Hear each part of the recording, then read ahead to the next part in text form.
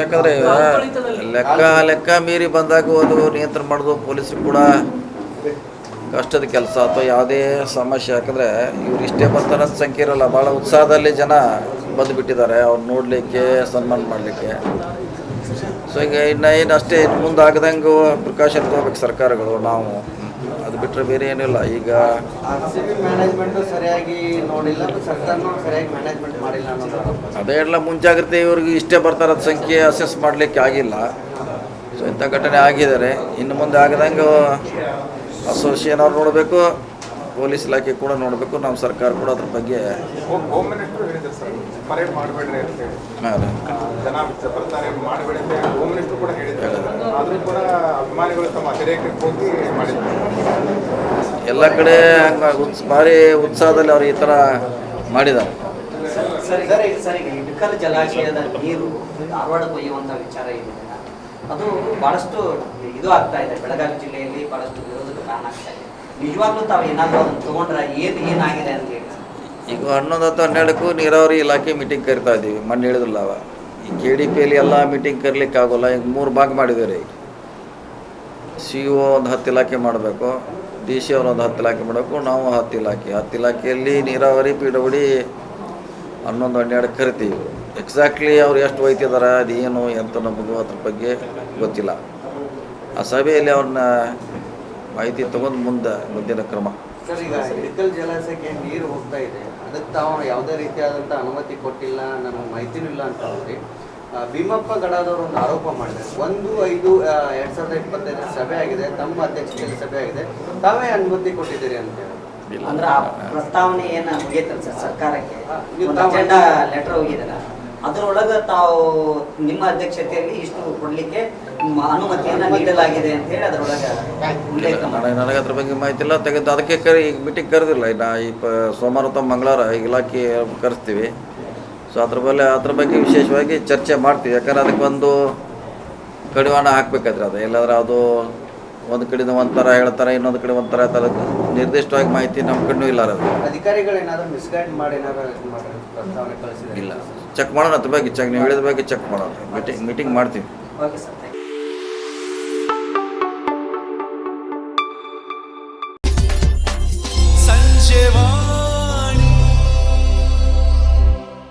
ಹೌದು, ಯಾಕಂದರೆ ಲೆಕ್ಕ ಮೀರಿ ಬಂದಾಗ ಅದು ನಿಯಂತ್ರಣ ಮಾಡೋದು ಪೊಲೀಸರು ಕೂಡ ಕಷ್ಟದ ಕೆಲಸ ಅಥವಾ ಯಾವುದೇ ಸಮಸ್ಯೆ. ಯಾಕಂದರೆ ಇವ್ರು ಇಷ್ಟೇ ಬರ್ತಾರಂತ ಸಂಖ್ಯೆ ಇರೋಲ್ಲ, ಭಾಳ ಉತ್ಸಾಹದಲ್ಲಿ ಜನ ಬಂದುಬಿಟ್ಟಿದ್ದಾರೆ ಅವ್ರು ನೋಡಲಿಕ್ಕೆ, ಸನ್ಮಾನ ಮಾಡಲಿಕ್ಕೆ.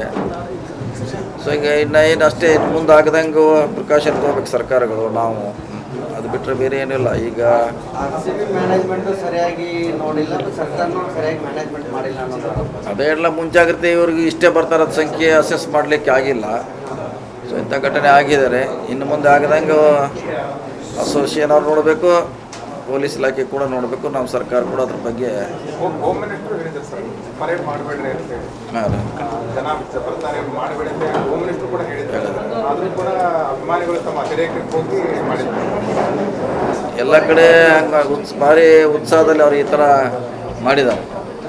ಸರಿ, ಇಳಕಲ್ ಜಲಾಶಯದ ನೀರು ಧಾರವಾಡಕ್ಕೆ ಒಯ್ಯುವಂಥ ವಿಚಾರ ಇದೆ. ಅದು ಭಾಳಷ್ಟು ಇದು ಆಗ್ತಾ ಇದೆ. ಬೆಳಗಾವಿ ಜಿಲ್ಲೆಯಲ್ಲಿ ಭಾಳಷ್ಟು ವಿರೋಧಕ್ಕೆ ಕಾರಣ ಆಗ್ತಾ ಇದೆ. ನಿಜವಾಗ್ಲೂ ತಾವು ಏನಾದರೂ ಅದನ್ನು ತೊಗೊಂಡ್ರೆ ಏನಾಗಿದೆ ಅಂತ ಹೇಳಿ.